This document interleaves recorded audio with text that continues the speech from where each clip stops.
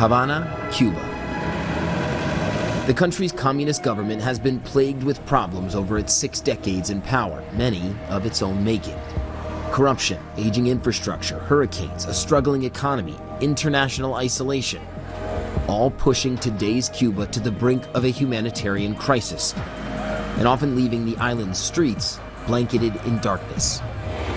Blackouts, some lasting nearly all day, a common occurrence now.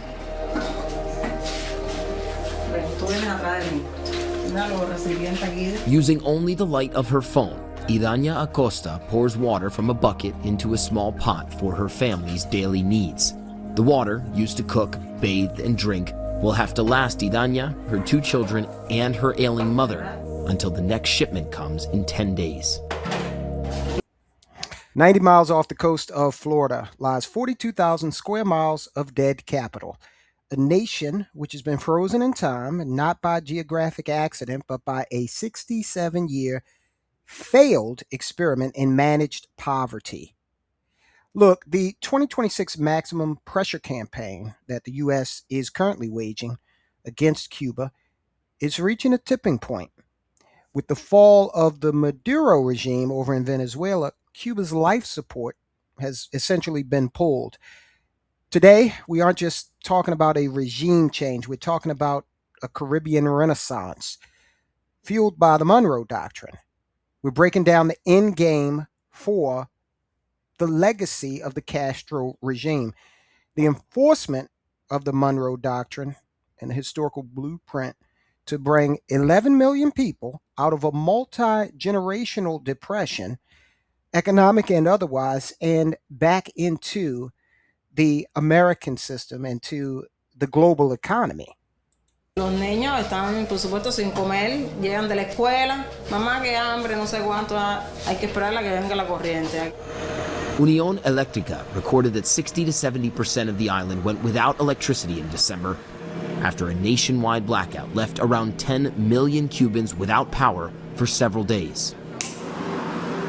Families like the Acostas work and eat by candlelight as the city softly hums with overworked generators. When the power grid doesn't work, only those lucky enough to have generators and enough gas to run them can keep the lights on. And the situation is only expected to get worse. Es bastante complicado el tema del apagón. Cada día todo peor. Y si no hay una ayuda, aunque sea el petróleo, que es lo que más a nosotros nos favorece, es todo más para atrás y más difícil. You know, Cuba used to be referred to, or is still referred to, as the Pearl of the Antilles. Quite a beautiful place. They say sometimes the politics gets worse the better the weather is. So to know where we're going, you have to remember where we were. Before 1959, it is fair to say Cuba, it wasn't a third world country. It actually was a leader. It had a higher per capita income than much of Europe. And it was the first country in the world with a color TV network, believe it or not. It was an industrial and agricultural powerhouse that was fully integrated at that time into the global community. But the prosperity that they were experiencing was actually pretty brittle. And we've got to be honest, okay? Pre-revolutionary Cuba did suffer from deep societal inequities. While the city sparkled, much of the rural population was left behind in a system of cronyism and land disparity. And you guys know that I love capitalism, but crony capitalism is an enemy of economic freedom.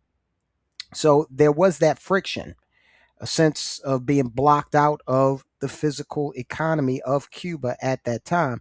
And that actually came into focus and helped fuel the 1959 revolution. It is absolutely fair to say.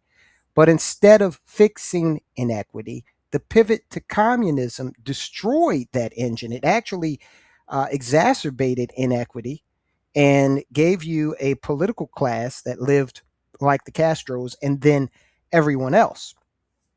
So it replaced unequal wealth with equal misery, which is what socialism and communism tends to do. It turned a sovereign producer into a client state, first for the Soviets, and then more recently for interests such as Venezuela, and other shadow interests throughout the old world order. So for decades, we, the United States, allowed this aspect of the Red Menace to exist right in our backyard. We let adversaries turn the island into a forward operating base for subversion. Now, you fast forward in the 2026 strategy is the final enforcement of the Monroe Doctrine. We are declaring that the Western Hemisphere is a closed circuit of production and freedom. So, by removing the influence of Moscow, Beijing, and even Caracas from Havana, we aren't just protecting our borders, we're actually clearing the deck for reintegration of Cuba into the Gulf of America trade zone. And we're returning the Caribbean to the world economically and aligning it with the interest of America. So, how do we bring Cuba back? We don't do it with aid, we do it with capital. Aid has been given to the island for decades, and it has been used as a weapon to target and further depress any dissent.